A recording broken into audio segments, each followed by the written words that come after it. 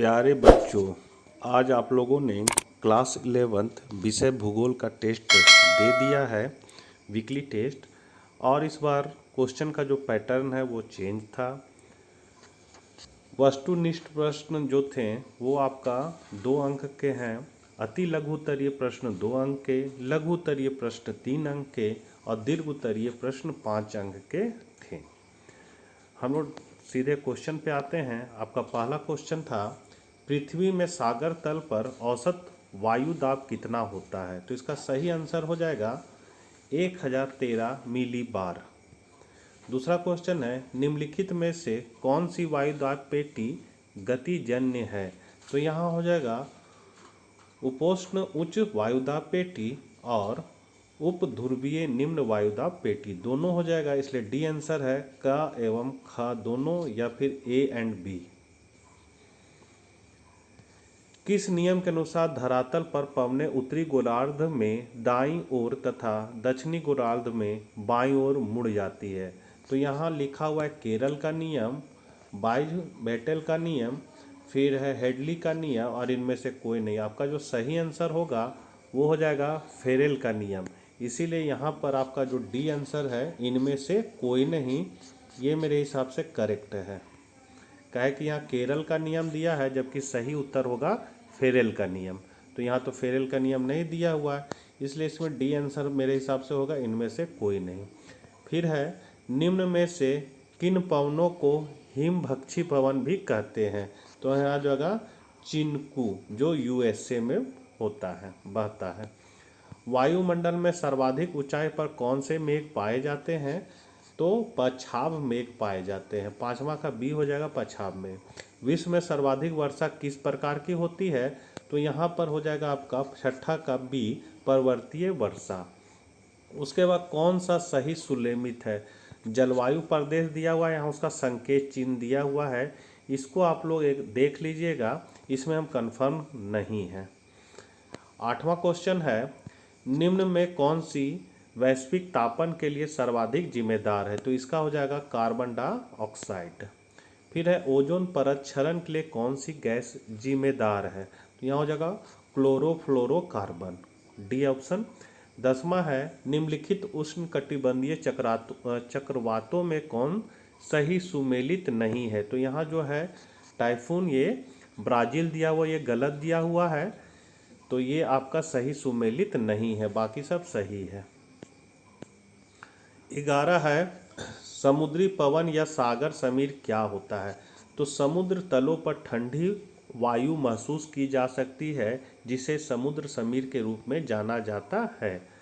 अगला क्वेश्चन है 12वां नंबर, सापेक्षिक आर्द्रता क्या होती है? तो वायुमंडल में जल वाष्प की मात्रा का वायु द्वारा धारण किए जाने वाले वाष्प की उच्चतम मात्रा के अनुपात को सापेक्षिक आर्द्रता कहते हैं। 13 नंबर है, वर्षा कितने प्रकार की होती है? तो वर्षा 3 प्रकार की होती है। पहला, संवहनीय वर्षा, इसकी उत्पत्ति गर्म एवं आर्द्र पवनों के ऊपर उठने से होती है। विषुवतीय प्रदेशों अथवा शांत पेटी में यही वर्षा होती है। उच्च तापमान तथा आर्द्रता के कारण इन क्षेत्रों में दोपहर 2 से 3 बजे के बीच घनघोर बादल छा जाते हैं।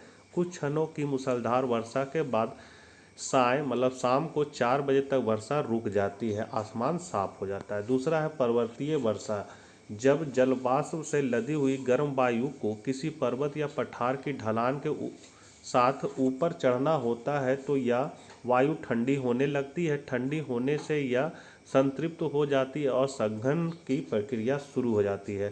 संघन के पश्चात होने वाली इस प्रकार की वर्षा को पर्वतीय वर्षा कहते हैं। यह वर्षा उन क्षेत्रों में अधिक होती है जहां पर्वत श्रेणी समुद्र तट के निकट तथा उसके समानांतर हो। संसार की अधिकांश वर्षा इसी रूप में होती है।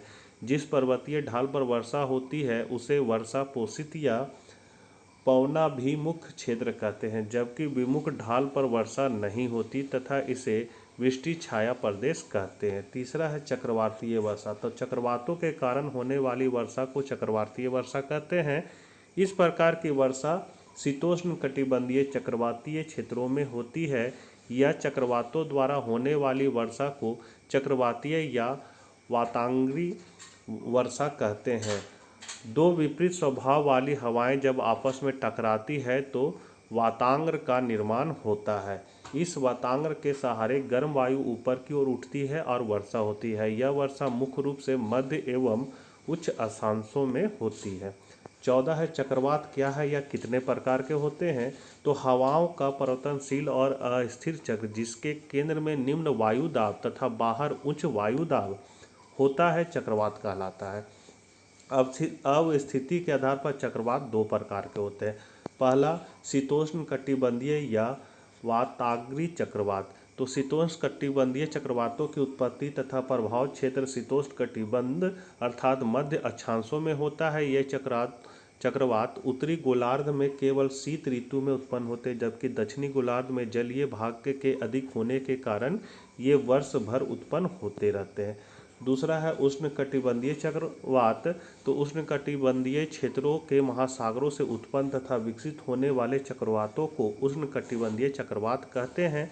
ये 5 डिग्री से 30 डिग्री उत्तर तथा 5 डिग्री से 30 डिग्री दक्षिणी अक्षांशों के बीच उत्पन्न होते हैं।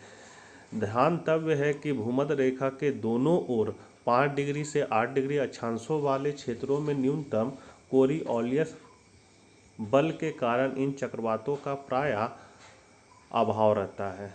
अब 15 नंबर क्वेश्चन है भूमंडलीय उष्ण क्या है। तो ग्रीन हाउस प्रभाव भूमंडलीय उष्णीकरण के लिए जिम्मेदार है। वायुमंडल के निचले स्तरों पर ग्रीन हाउस गैसें ग्रीन हाउस के शीशे की तरह काम करती है। वह कांच गर्म पृथ्वी से निकलने वाली गर्मी के लिए अपारदर्शी है और उसे फंसाता है। यदि वातावरण में कार्बन डाइऑक्साइड की एक बड़ी मात्रा मौजूद है तो यह पृथ्वी के वायुमंडल को और अधिक गर्म करने का कारण बनता है। इस प्रकार पृथ्वी के वायुमंडल का तापमान बढ़ जाता है। वैश्विक स्तर पर इस प्रभाव को भूमंडलीय ऊष्मीकरण कहा जाता है। लास्ट क्वेश्चन आपका पृथ्वी पर पाई जाने वाली वायुदाब पेटियों की सचित्र व्याख्या कीजिए। तो यहाँ देख सकते हैं ये पहला चित्र है जिसमें वायुदाब को दिखाया गया है। ध्रुवीय उच्च वायुदाब की पेटी है जो 80 डिग्री से 90 डिग्री है। फिर उप ध्रुवीय निम्न वायुदाब पेटी है। ये चित्र को आप लोग देख लीजिए। इसका डिटेल है कि वायुदाब की पेटियों से मतलब है कि पृथ्वी के कौन से भाग पर वायुदाब कितना होता है। पृथ्वी के अलग अलग हिस्से असमान रूप से गर्म होते हैं। भूमध्य क्षेत्र में साल भर बड़ी मात्रा में गर्मी प्राप्त होती है जिससे यहाँ गर्म हवा हल्की होकर ऊपर उठती है जिससे यहाँ निम्न वायुदाब बनता है। ध्रुवों पर ठंडी भारी वायु के कारण उच्च वायुदाब बन जाता है। पवन उच्च दाब से निम्न दाब की ओर चलती है। तो पृथ्वी पर वायुदाब को 4 पेटियों में बांटा गया। पहला भूमध्य रेखीय निम्न वायुदाब की शांत पेटी। आप चित्र को देख सकते हैं। ये है वायुदाब की शांत पेटी। उसके बाद इसका डिटेल है कि हम जानते हैं कि भूमध्य रेखा या विषुवत रेखा पर सूर्य की किरणें साल भर सीधी पड़ती है तथा पृथ्वी के इस भाग पर तापमान उच्च रहता है। और हम यह भी जानते हैं कि पवन उच्च दाब से निम्न दाब की ओर चलती है।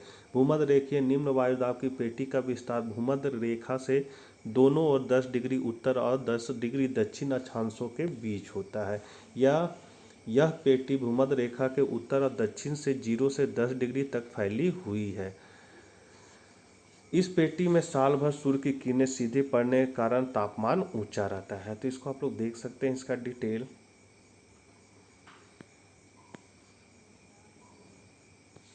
दूसरा है उपोष्ण कटिबंधीय उच्च वायुदाब की पेटी। तो इसका भी आप डिटेल देख सकते हैं।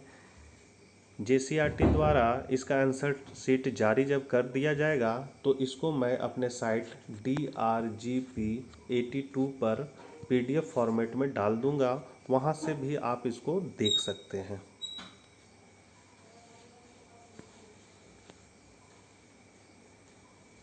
तीसरा है आपका उपध्रुवीय निम्न वायुदाब की पेटी।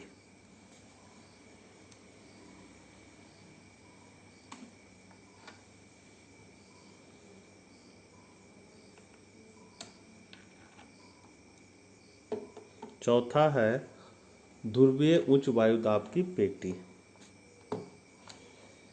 तो ये 4 प्रकार के हैं। इसका भी चित्र है, आप लोग देख सकते हैं। ये इसका चित्र है और यहाँ पर इसका डिटेल है।